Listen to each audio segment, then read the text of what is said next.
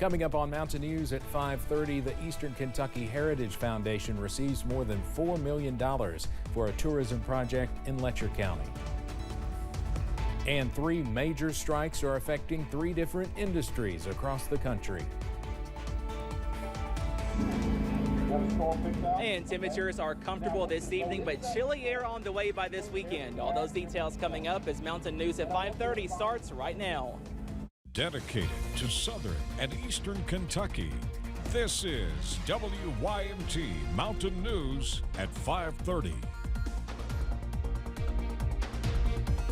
Good evening, I'm Steve Hensley. The Eastern Kentucky Heritage Foundation was awarded a $4.5 million grant at the SOAR Summit on Wednesday. Officials say their economic tourism development group, Pine Mountain Partnership, will use the grant to construct the Raven Rock Resort Lodge in Letcher County. WYMT's Madison Carmouche has more on how they plan to develop the economy while preserving the natural beauty. Raven Rock Resort Lodge is going to be more than just a hotel for those visiting Letcher County.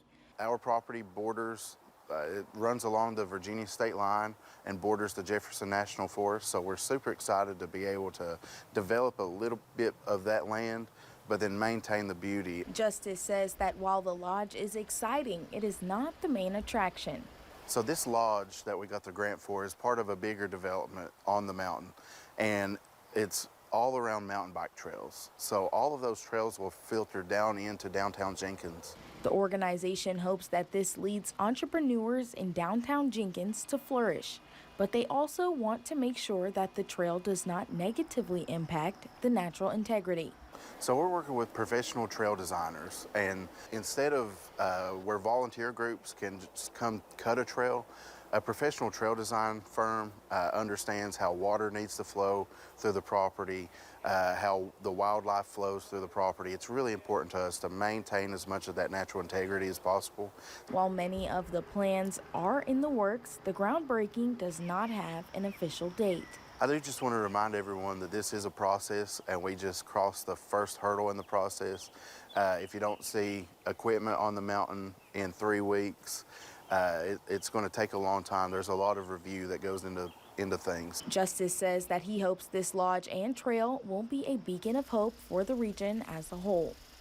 In Letcher County, Madison Carmouche, WYMT Mountain News.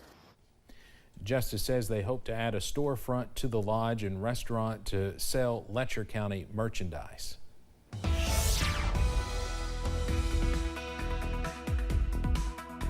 Well, we are live in downtown Paintsville for the 59th Kentucky Apple Festival, and the weather is looking pretty good as we go into this evening here in Johnson County. Had a few showers earlier this morning, but right now we are drying out as some cooler and drier air begins to move back into the mountains. Let's take a live look right now over in Pikeville, and they are watching out for a few showers as we go into this evening right now. You can see a live look from the US 119, US 23 intersection, and some wet streets as showers continue in the Big Sandy Valley at this hour, and that current temperature at 62 degrees as well. And we're not having good service here, so Brandon, if you can, go ahead and advance that for me, please. But we do have a few showers across the mountains at this hour, and you can tell where it's raining because temperatures are cooler. We're in the middle to lower 60s in Pikeville, also Hazard and Harlan, but check out where the sun has come back out. We're in the middle 70s for London, also Somerset, and we will continue to watch out for some drier weather to move back into the region as we go further off into tonight as well. But the big story, Steve, as we get into this weekend, some cooler weather on the way. How about those 30s as you wake up on Sunday? Are you ready for that?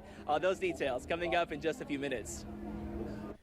No, I am not ready for that, Cameron. Thank you very much.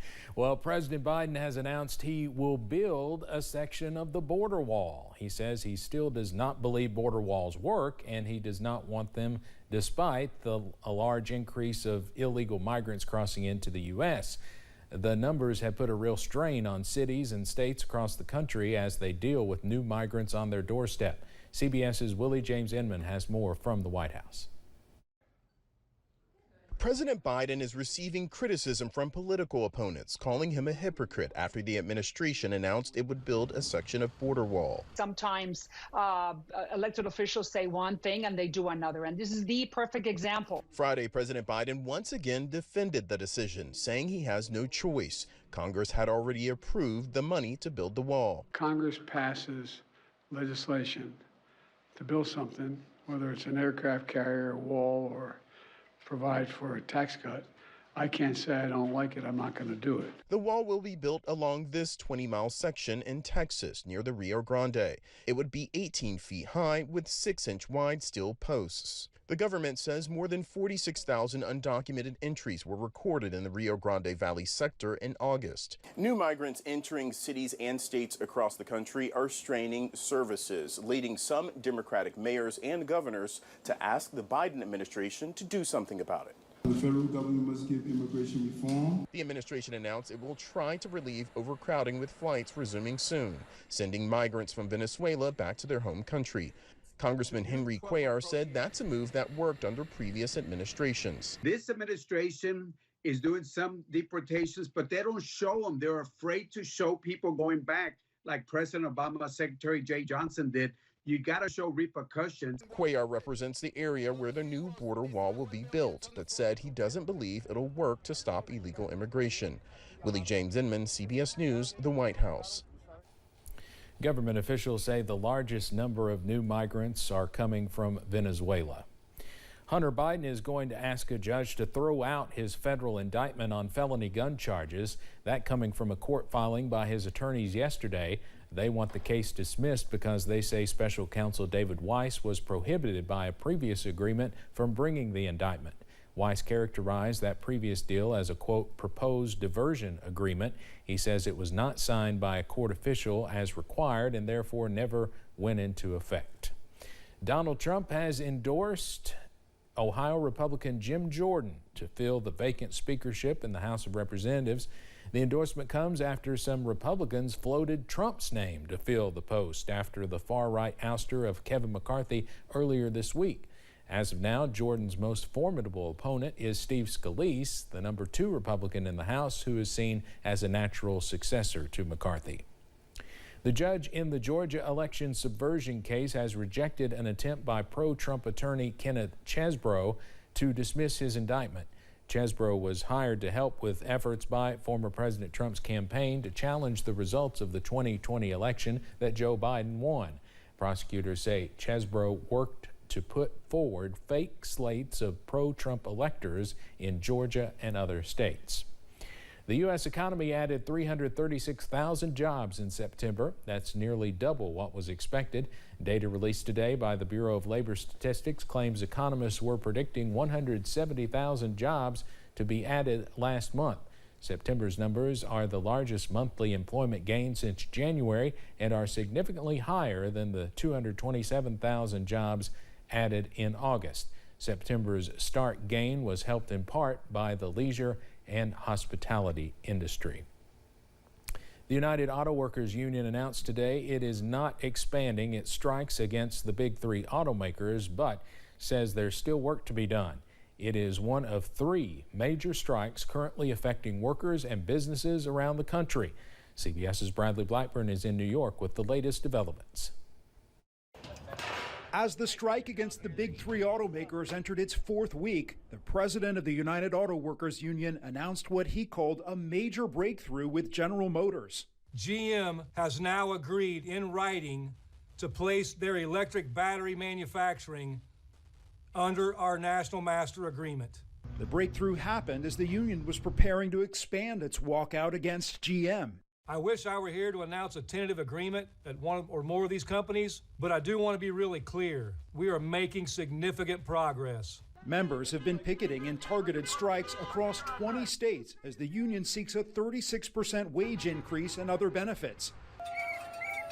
More than 75,000 healthcare workers entered the final day of their strike against Kaiser Permanente without a deal. Nurses, technicians, and others walked off the job for 3 days to protest staff shortages and demand higher pay. I think that we have made a very big impact, and we'll come out here again if we have to. And renewed negotiations between the Actors Union and Hollywood Studios resumed Friday and are expected to continue Monday.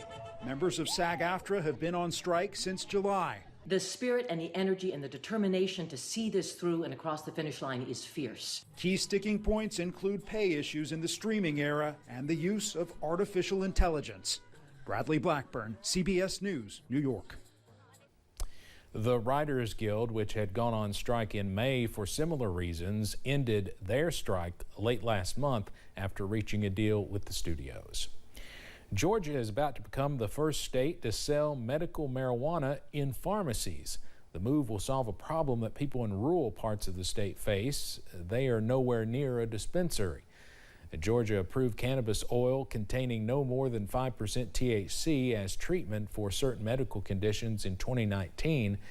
Bringing THC to pharmacies is expected to greatly expand availability to the state's 14,000 medical marijuana card holders. Coming up on Mountain News at 5:30, one fast food restaurant is bringing back its free tacos promotion for the upcoming World Series. And showers on the way out, cooler air on the way in by this weekend. All those details coming up after this break.